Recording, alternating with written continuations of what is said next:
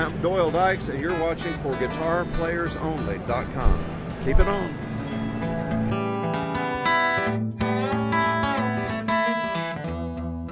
Hi everyone, John Liebman here. You're watching for GuitarPlayersOnly.com. Coming to you from the 2017 Winter NAMM Show, Anaheim, California, at the GHS booth with our good friend Doyle Dykes. Hey, Doyle. Hey, John. Nice to be here with you today. Nice to meet you finally. I've heard so much about you. I've always been a huge admirer of what you've done with your music, and I'd like to have this chance to share with the people here, with our audience, a little bit about you and how that got started back in the early days from Jacksonville, Florida, was it? Jacksonville, yes. How would you describe your initial approach to music and how you became a guitar player? Well, like so many musical artists today, no matter if they're singers, players, or they started in church, most of them. That's where I got my start. And on my dad's side of the family, on my mother's side of the family, they were all great musicians. My mother's side was more country influence. What was your dad's nickname? He had a nickname, didn't he? Bubba, yeah. He was a guitar player. How could I not remember that? He loved guitars. And but my granddad was a choir director at our church too, so everybody in our denomination, and our church was pretty popular, they all knew the Dykes family, but I was the only kid that just wasn't connecting to music. My brother was a great piano player. I took a couple years of piano, it just didn't work. I think because he was so good, so young, and he could barely look over the piano, and they had him in big church, or the organ, same, Sitting on phone books? Well, when I got serious with God, I became a Christian when I was 11. And I still remember raising my hands, and nobody told me to do it, but I said, God, give me a job to do, and I'll always tell people about you. And so it was just right around that time, just after that, I had a desire to play the guitar. And I haven't looked back. I mean, I never thought I'd be doing it as a profession or anything. But I love music, always have, but I really fell in love with music then. And so there was purpose in my life, I think, for it. But I started listening. I'd always listened and heard music around the house, like Les Paul, Chet Atkins, Merle Travis, because of my dad. But then I started listening to it, and I really got into it. And the sailor came to our church and taught me the basics of fingerstyle guitar. I'd never seen anybody do that. He came to my house in one afternoon. We call him Barry the Sailor. In fact, we're putting, Godin is putting the entire transcriptions and everything on the exact lesson he gave me. Wow. They got me started when I was like 12, 13 years old. Well, you obviously took that and ran with it, and you came up with something that's really interesting and really unique. Can you talk to us a little bit about how you approach, your interpretations of everything from Beatles songs to Christian songs to all songs that you like? Well, what is it that how do you approach that as far as the thought process and how you translate it into how it comes out so beautifully the way that you do it? Well, thanks for saying that, but I've always played around the chords. There's always, people talk about scales and things. There's a scale for every chord.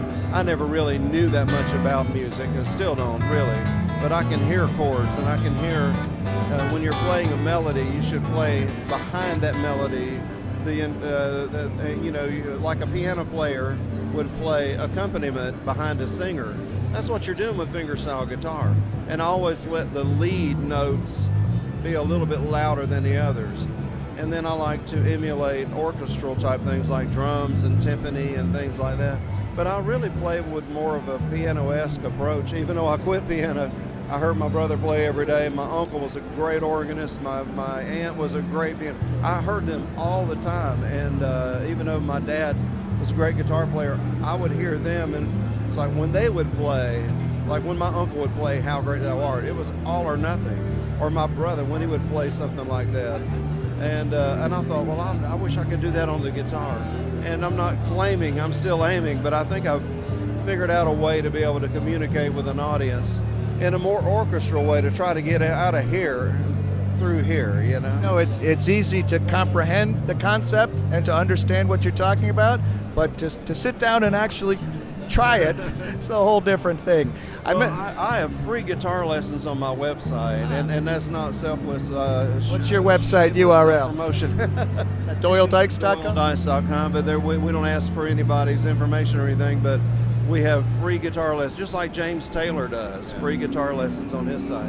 And it kind of gives a little bit more of the insight on that approach. I mentioned that we're sitting here in the GHS booth, so you obviously use and love GHS strings. What is it about the strings that makes so many people love them and use them and buy them repeatedly? Well, they're clear, they last a long time, but also they have a warmth to them that not every string company has that, because they try to come up with something that's going to last longer and longer and longer, and it just kills the tone, you know. But with GHS, they have a tone that's different to me. And this is my new signature guitar with Godin. I'm very, very proud of it. But when they gave this to me a couple of days ago, it didn't have my strings on it. And I'm going, okay, I like it, but the string color's wrong. You know, the gauges are wrong. So I said, can I take this to the room? I put my strings on it, and boom, it was my guitar. It felt like my guitar. And I've always said strings are not, they're not just an accessory, but they are really a part of the instrument. And when you find that string that really works for you, stick with it. Stay with it. Stay with it. Don't even buy a guitar until you put your strings on it. Good advice. What about the future, Doyle? You've done a lot. What else would you like to do that you haven't already accomplished? Well, you know, the good Lord has never let me see very far ahead, but He's always shined a light on my path so I could see where I was going. A year ago, I had no idea. I would have been all the way around the world this past year. I played in 11 countries from October to Christmas, and I'm going to do that again this year. And where it goes from there, I have new albums coming out. I'm working on one called Guitar Poor, and I'm working on another Sacred album after that. So I'm excited for the future and some things, and getting my family. My son's a great guitar player. I'd like to get him more involved too. What's his name? Caleb. Okay. Yeah, he's in school taking criminology, but when he goes home, he takes the guitar out. Yeah. Catch those bad guys, Caleb. Last question, Doyle. What would you be if you weren't a guitar player, if you can imagine that? I'd probably be a preacher, probably, because I'm that anyway. You know, I can't help it, just part of my life. I've always liked to encourage people. There's a guy around here that's humbling for me to be around. His name's Tim Moon. I call him Tim Tie-Dye Moon. He's got tie-dye all over, and he goes on the streets of San Francisco every day, and he helps homeless people. He gets kids that are strung out on drugs, gets them into halfway houses and rehab and things like that. That's humbling to me. It makes me feel like I'm not really doing that much, but hopefully I am. Don't sell yourself short. You know, with so much that we hear about in the news, it's nice to hear that there are plenty of good people left in the world too. So let them inspire all of us. Thanks, John. Yes. You're a Well, good guy, too. well, thank you. Appreciate what you do. Thank you very much. Thank you Appreciate very much. the guitar players. Yeah. Please keep us posted on those new releases whenever the albums come out or the tours or anything, and we'll share that with our audience, let everybody know so they can come and hear you and see you and experience the pleasure for themselves. Thanks very much. Good luck to you, Doyle. Much luck. Continued success to you always. With our friend Doyle Dykes at the GHS booth at the 2017 Winter NAMM Show, Anaheim, California. I'm John Liebman. You're watching for GuitarPlayersOnly.com.